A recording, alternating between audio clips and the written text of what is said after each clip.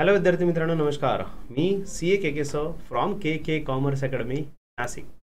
विद्यार्थी मित्रांनो, सध्याची सिच्युएशन अशी झाली 3 इडियट सारखी. तर 3 इडियट बोले तो कन्फ्यूजन है, सोल्यूशन कुछ पता नहीं, सोल्यूशन मिला तो भाई यूट्यूब पे मिल जाएगा, अपने चॅनल पे सोल्यूशन. स्टुडंट्स, सध्या टेन्शन असं आलं की सर महाट्रान्सफर एलडीसीची एक्झाम आहे.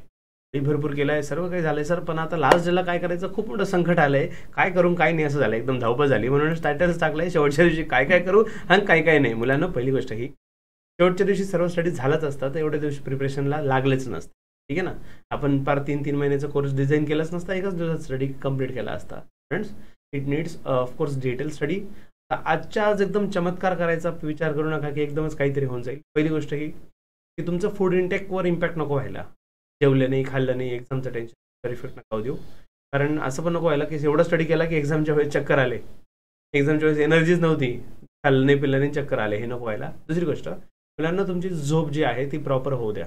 ठीक आहे, ॲज मच ॲज पॉसिबल झोप प्रॉपर घ्या. आय डोंट नो तुमचं एक्झाम सेंटर किती दूर आहे, तुम्हाला किती ट्रॅव्हलिंग करावं लागणार आहे, कोणता टायमिंग स्लॉट भेटलेला आहे, ते सगळं कन्सिडर करून सुद्धा तुमची झोप प्रॉपर झाली पाहिजे, ही गोष्टी लक्षात ठेवा. ठीक आहे, फूड आणि स्लीप त्याच्यामध्ये कॉम्प्रोमाइज नका होऊ देऊ, तर तुम्ही एक्झामला 100% देऊ शकता. ठीक आहे, तर राहिला विषय स्टडीचा की काय काय करावं. बेसिकली मुलांना महाट्रान्सफरची जी एलडीसीची एक्झाम आहे त्याचा सिलेबस म्हणजे ओव्हरऑल पॅटर्नबद्दल जर सांगायचं झालं, ऑफकोर्स प्रोफेशनल नॉलेज 110 मार्काचं आणि रिझनिंग 20 मार्क्स, क्वांट 10 आणि मराठी 10 असा आपला 150 मार्काचा पेपर आहे. मुलांना व्हिडिओ एंडपर्यंत बघा, तुमच्या कामाची गोष्ट आहे डेफिनेटली. आणि मी जास्त व्हिडिओ न लांबवता एक 4-5 मिनिटांमध्ये कन्क्लूड करायचा प्रयत्न करतो. एक्झाममध्ये टाईम मॅनेजमेंट त्याचा सेपरेट व्हिडिओ येणार आहे. ठीक आहे, बघा मुलांना, तो 150 पैकी आता मुलांना आता सगळ्यात आधी आपल्याला आपली स्ट्रेंथ कळली पाहिजे. व्हॉट इज स्वॉट अनालिसिस म्हणतात ना, स्ट्रेंथ विकनेस वगैरे. Suppose you are a CA student आहात, यू नो व्हेरी वेल की तुमचं प्रोफेशनल नॉलेज खूप चांगलं आहे. Now you have to focus on reasoning आणि कॉन्ट. त्याला जास्तीत जास्त वेळ द्या. रिझनिंग, कॉन्ट, मराठी कसं जास्तीत जास्त रिवाइज करता येईल, कुठे मॅरेथॉन असेल, कुठे फास्ट ट्रॅक असेल, कोणत्या यूट्यूबवर कोणत्या रिस्पेक्टिव्ह टीचरचं लेक्चर असेल किंवा आपल्याला सेल्फ रिवाइज करायचं असेल, जे वाटतंय ते मुलांना फास्ट ट्रॅक क्रिस्पमध्ये करा. आता डिटेलमध्ये जाण्याची वेळ नाही आहे. दुसरी गोष्ट, आता समजा तुम्ही आतापर्यंत पहिली गोष्ट स्टडी केलेला असेल, कन्सिडर करतो की स्टडी केलेला असेल. जर केलेला असेल तर तुम्ही ज्या पण नोट्स रेफर केल्या आहेत, ज्याही क्लासच्या असतील, ज्याही पब्लिकेशनच्या नोट्स किंवा क्लासेस असतील, ते सोडून दुसरं आता बघायची वेळ नाही आहे. ठीक आहे, आता मी नवीन बुक घेतो, नवीन नोट्स घेतो, मुलांना त्याची वेळ नाही आहे. तुम्ही जे केलं आहे त्याच्यात परफेक्शनवर फोकस करा, ते जास्तीत जास्त रिवाइज करा. ठीक आहे, तर माझं टार्गेट होतं सर 15 टॉपिक करायचे आणि 12च टॉपिक झाले, ते 12 टॉपिक परफेक्ट कर भावा, काही काळजी करू नका. ते 3 टॉपिक नवीन करायच्या भानगडीत आता नका पडू. आता ही वेळ नाही आहे की खूप काही नवीन हाताळायचं, नवीन गोष्टी करायच्या, त्याच्यामुळे तुमचं कन्फ्युजन क्रिएट होईल. जे केलं आहे त्याच्यात परफेक्शन आलं पाहिजे. जेवढं केलं आहे परफेक्ट. मला माहिती आहे की मी पूर्ण अटेम्प्ट नाही केलं. निगेटिव्ह मार्किंग सिस्टम आहे ना, हे बघा, निगेटिव्ह मार्किंग सिस्टम आहे 0.25. तर प्रोफेशनल नॉलेजचे 50 क्वेश्चन होते, तर मी 50 पैकी 40च केले, 45च केले, पण मला माहिती आहे सर परफेक्ट आहे. So that we need, that is the needed. ठीक आहे, त्याच्यामुळे रिस्क घेताना सुद्धा कॅल्क्युलेटेड रिस्क, त्याच्यावर पण मी डिटेलमध्ये बोललेलं असतं. मुलांना तुम्हाला आता जे बेसिक आहे फायनान्शियल अकाउंटिंग, तुम्हाला जे इम्पॉर्टंट आहे याच्यापैकी जे केलंच पाहिजे आजच्या दिवसात, तर त्याच्यात जास्त करून मुलांना फायनान्शियल अकाउंटिंग करा. म्हणजे बेसिक जे जर्नल लेजर ट्रायल बॅलन्स वगैरे पार्ट आहे तो. त्याच्यानंतर कॉस्ट अकाउंटिंगचं फक्त मार्जिनल कॉस्टिंग वगैरे टॉपिक करा.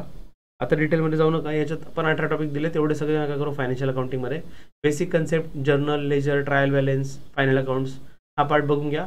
BRS बँक रिकन्सिलेशन स्टेटमेंट पण आठवणीने बघा, आणि NPO शॉर्टमध्ये. बाकीचे स्किप केले तरी चालतील आता सध्या. आणि कॉस्ट अकाउंटिंगमध्ये ही PDF लागेल तर मी लिंक देऊन टाकेल डिस्क्रिप्शन बॉक्समध्ये. ही PDFची टेलिग्राम ग्रुपला आहे. ठीक आहे ना मुलांना. त्याच्यानंतर कॉस्टिंगमध्ये एवढं सर्व सोडून फक्त मार्जिनल कॉस्टिंग करा सध्या, आणि कॉस्ट शीट, हे 2 टॉपिक करा. बाकी सोडून कॉस्ट शीट आणि मार्जिनल कॉस्ट. तर एवढं होईल का मुलांना? जे शक्य आहे मी तेच सांगतोय, जे शक्य आहे राहिलेल्या वेळेत तेच मी सांगतोय, वाढवून काहीच सांगत नाही आहे. आता मॅनेजमेंट अकाउंटिंगमध्ये एवढे सारे टॉपिक आहे, एवढ्या दिवसामध्ये काय काय करायचं, एकच टॉपिक करा, रेशो अनालिसिस. बाकी सोडून द्या सर्व, फक्त रेशो अनालिसिस एकच टॉपिक करून जा. Okay, next taxation.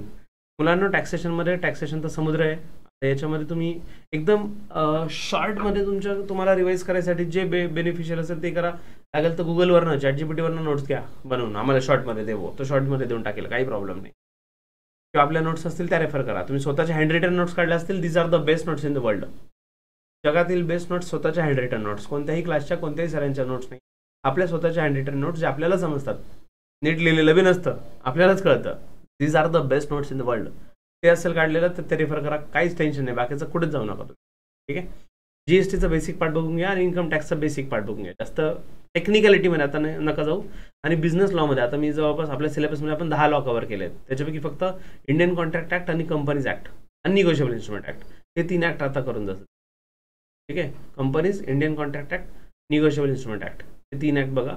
Auditing and insurance त्याच्यामध्ये फक्त बेसिक कन्सेप्ट इन ऑडिटिंग जो पार्ट आहे आणि audit opinion, types of audit opinion तेवढं करून जा मुलांना. First basic concept in auditing, last आहे टाइप्स ऑफ ऑडिट ओपिनियन. तेवढा पार्ट कव्हर करून घ्या नक्कीच. आणि बस एवढं करून घ्या. आणि त्यातल्या त्यात नुसतं हेच करा म्हणजे तुम्हाला फक्त प्रोफेशनल नॉलेज थोडी आहे, रिझनिंग पण आहे, कॉन्ट पण आहे, त्याच्याकडे पण लक्ष द्यायचं आहे.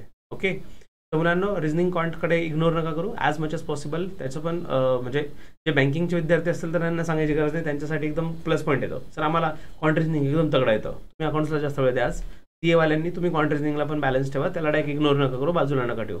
मला येत नाही सर, अवघड जातं म्हणून मी करतच नाही मुलांना. आजच्या दिवस थोडंसं त्याला फोकस करा आणि wish you all the best. Paper नक्कीच चांगला जाईल. Have a positive attitude till the last moment of the exam. नुसतं एक्झामला जाईपर्यंत नाही, एक्झाम होईपर्यंत नाही, एक्झामच्या लास्ट मोमेंटपर्यंत बाहेर निघेपर्यंत तोच पॉझिटिव्ह ॲटिट्यूड ठेवा की आपल्याला एक्झाम काढायची, पोस्ट आपलीच आहे. Wish you all the best. पुढचे अपडेट टाईम मॅनेजमेंटसोबत लवकरच भेटूया. तोपर्यंत जय हिंद, जय महाराष्ट्र. आपल्याला विथ KKC. बाय.